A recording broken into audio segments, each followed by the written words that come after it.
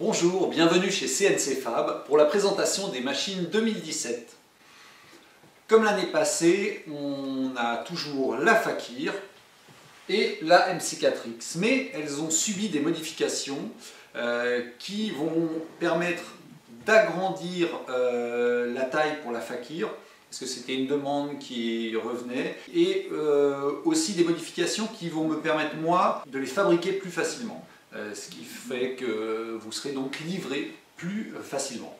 La structure globale est à peu près la même, mais il y a quand même plein de petites améliorations. Et surtout, on a toutes les pièces des chariots, qui sont ces pièces-là, qui avant étaient réalisées en stratifié compact que j'usinais à l'atelier, sont désormais réalisées en acier inoxydable découpé au laser.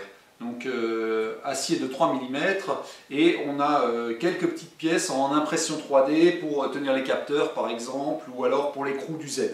On a donc toujours une architecture facile à monter, et on a en plus ici au niveau du support, des supports et de la fixation dans le plateau, une fixation qui maintenant se fait de façon verticale et donc qui évite de fendre le plateau.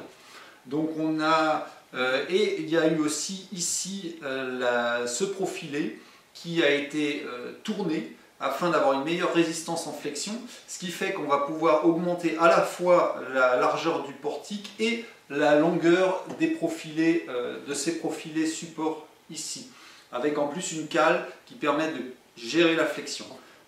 Donc on a une machine ici, on est dans une taille médium.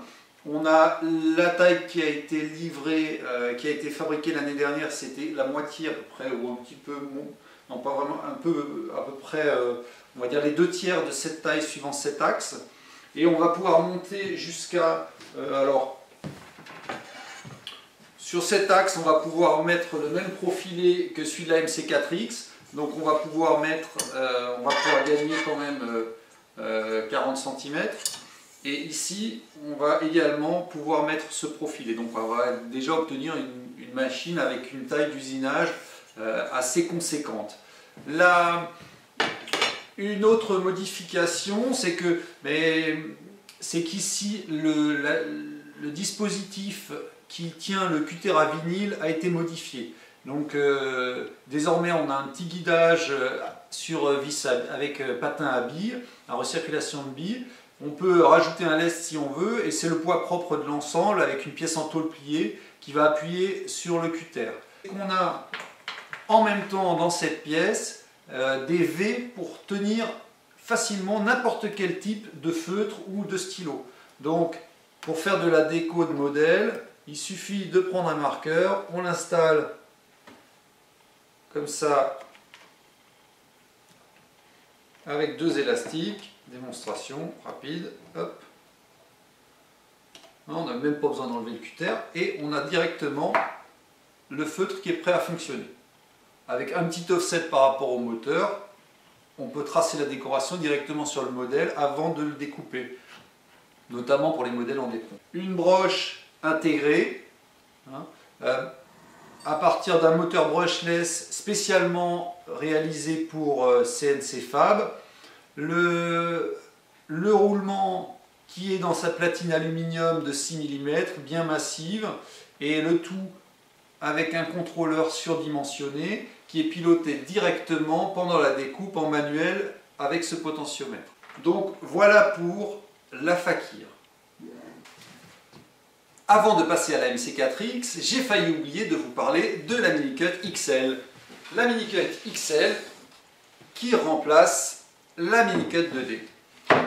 Il s'agit d'une machine de découpe par fil chaud, suivant deux axes, qui permet une initiation très simple à la commande numérique. Donc pour tous les débutants, c'est vraiment idéal, l'animation, l'éducation, les collèges.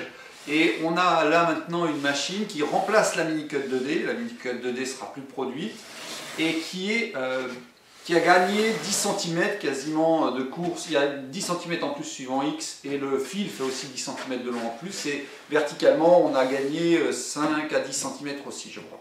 Et on est passé en courroie, donc on a des mouvements qui peuvent être On a ici une molette de manœuvre qui permet de faire bouger le fil, et comme on est en courroie, on peut bouger en manuel le portique.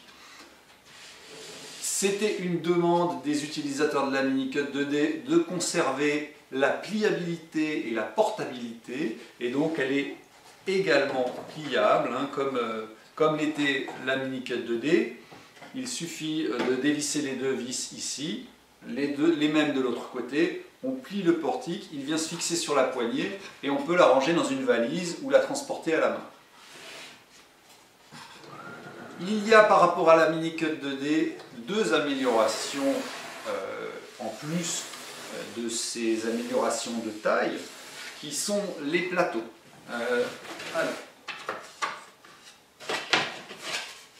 D'abord, fourni avec la machine, il y a un plateau tournant manuel. C'est-à-dire qu'il y a directement, on le pose dessus, et pour faire des pièces en deux vues, il suffit tout simplement de faire la première découpe. On a un index en degrés, on tourne, on fait la deuxième découpe. Donc ça, c'est des choses qu'on faisait déjà avec la Minicut 2D, mais on était obligé de faire la rotation manuellement, c'était pas très précis. Ici, ça va être beaucoup plus facile. Ensuite, je ne me suis pas arrêté là. Pourquoi pas un plateau asservi, il est là. Donc il se fixe tout simplement sur ses encoches sur le plateau principal de la Minicut XL. On a alors évidemment on perd un peu en course verticale, mais ici on a un plateau qui est asservi, il y a un moteur pas à pas.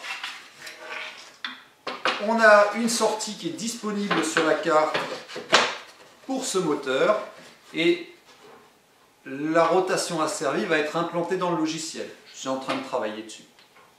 Et donc on pourra faire par exemple des colonnes torsadées ou enchaîner plusieurs découpes avec des rotations entre les découpes. Donc soit rotation pendant une découpe, soit rotation entre les découpes. Voilà pour la Minicut XL qui est, ma foi, fort sympathique.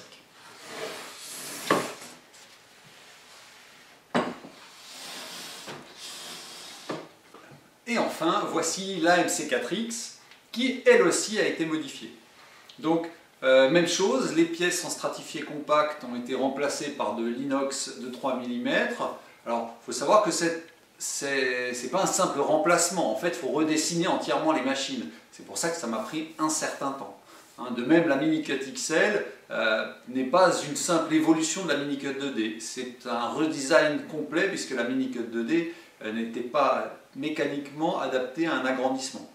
Donc là, ici, on a une MC4X avec toujours son fil sur ressort, toujours l'interface comprise avec son joli boîtier, et on a par contre la disposition des courroies qui a légèrement changé. Maintenant les courroies sont visibles verticalement, et on a les moteurs qui sont à l'extérieur.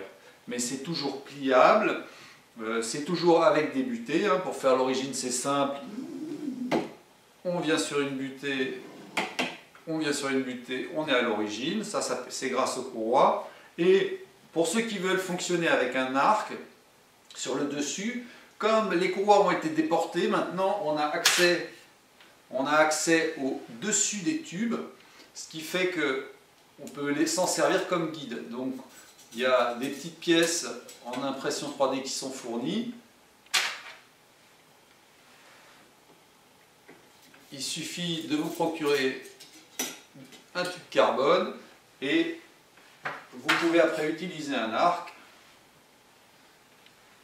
qui sera guidé, il suffit de le fixer sur ces pièces, et qui sera guidé dans sa montée par les montants. Donc ça simplifie beaucoup l'usage d'un arc. Après, l'usage d'un arc, c'est pour les personnes qui vraiment veulent prendre beaucoup d'angles, faire des projets vraiment particuliers. En temps normal, pour 90% des projets, ou 95% des projets, le système basé sur un ressort en plat de carbone fonctionne très bien. On a toujours le fil qui passe dans les chaînes porte-câbles et donc qui ne traîne pas partout. On a toujours les axes qui sont pliables. Voilà pour ces 3 machines 2017. Alors, je vous ferai bien évidemment des vidéos avec des démonstrations. Là, c'était une présentation générale. Ça prendrait trop de temps et surtout, j'ai beaucoup de travail. Donc, je vais d'abord faire l'urgent et ensuite, je vous ferai les vidéos de présentation. Merci pour votre soutien à CNC Fab et à bientôt.